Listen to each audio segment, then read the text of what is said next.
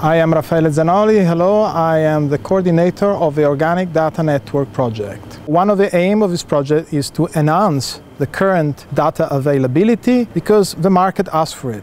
We have chosen 6 different case studies.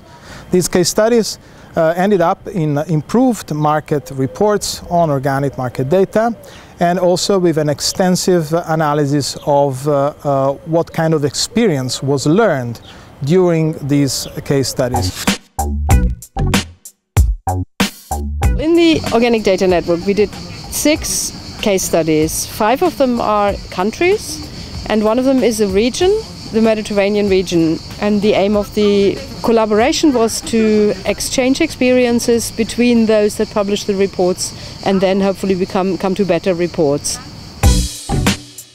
One of the main issues that we've been improving during the Organic Data Network was defining a method of how to put all these data sources together. So we have household panel data, we have trade panel data.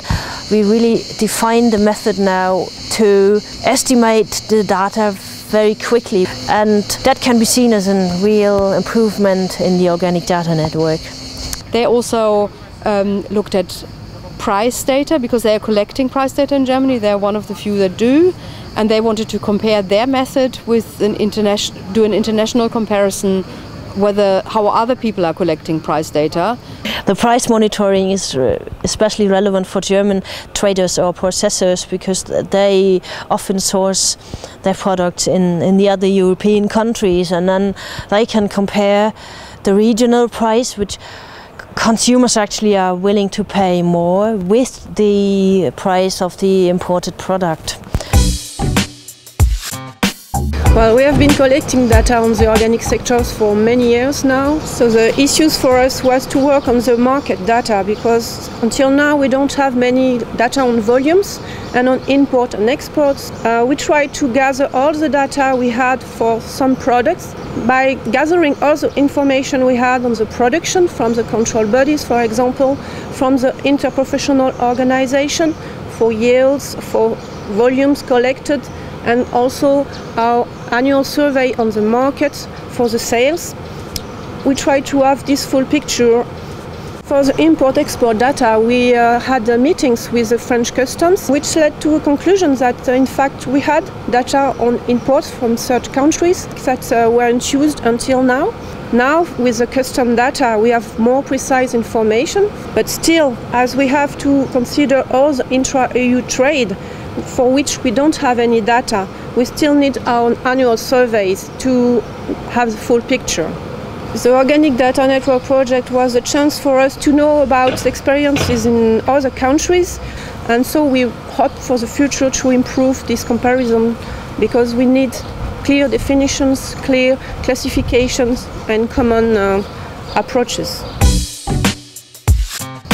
In the case of Italy, we have no overall market estimate at the moment, but that seemed to be too difficult because there are too many different bodies involved in the Italian collecting data in Italy. So they set themselves 2 tasks. One of them was to look at import data into Italy, consolidating and cross-checking different sources of import data.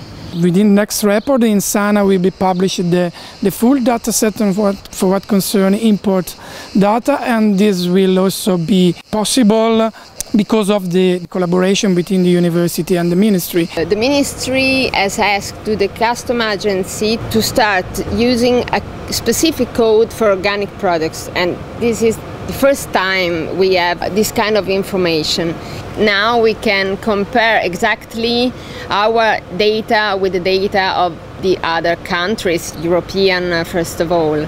Until now we couldn't get in Italy data on volume and value of the production. Thanks to the great work that we have done with ISMEA, we estimate the yield of each crop, and now we can estimate the volume for the first time. One challenge that we have in the UK is that although there is very good information about production data, it comes through and is published relatively late. And so we end up publishing a market report which has sales data which is only 3 or 4 months old, but production data which is a year, 18 months old. By doing an English producer survey this year through the partnership with the Organic Data Network, we've been able to get a much more up-to-date picture of how producers are feeling and the experience they're having and their production levels and their future plans. One area of organic sales where there has been very good data for many years in the UK is sales through the multiple retailers, but it's been difficult often to get information about the independent sector. By forming a partnership with Pharma, which is the umbrella body for many producers selling through farmers' markets, selling through farm shops, we're going to be able to get better information about the independent sector, which constitutes about 30% of organic sales in the UK. And in the case of the Czech Republic, there also are quite a lot of different bodies involved in collecting market data, and so their task was intending to do some consolidation between the different sources. The Czech ministry has a really good monitoring system of farm income of organic farms that exists in other countries as well under FADN, Farm Accountancy Data Network.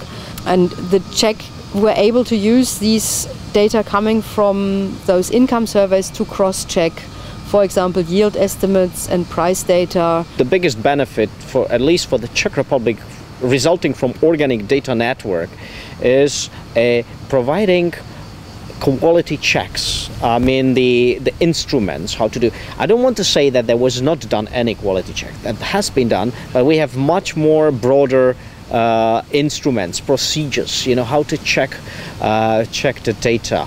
So that means the international experience had penetrated the Czech situation, which is very highly important for a new emerging organic market, because we need to learn from the markets which are already more mature and have more developed this situation to avoid the problems. In the Mediterranean region, there the process was to just improve the data collection that is done in relation to area production data, but also in relation to some extent to what is exported from those countries into the European Union. The main achievements of the whole exercise can be identified, first of all, into some increasingly clear awareness of the need to cross-check data, to look for inconsistency, and to do this on a regular basis. Another important achievement is to start looking beyond production data. Thanks to the case study, we had the possibility to go deeper into trade data. We realized that export data are actually available in some of these countries. These countries are even willing to cross-check their export data with import data coming from EU countries.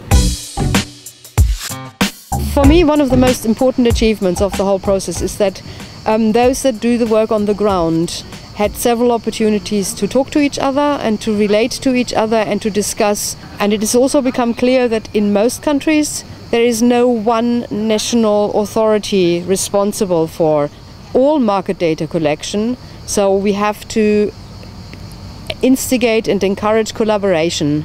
But of course we have a tension between commercial organizations who want to sell their data and government statistics offices who will publish normally free of charge, and that has to be carefully handled in each particular situation, and there's no one-size-fits-all recipe solution. So the more different sources we can combine, the better.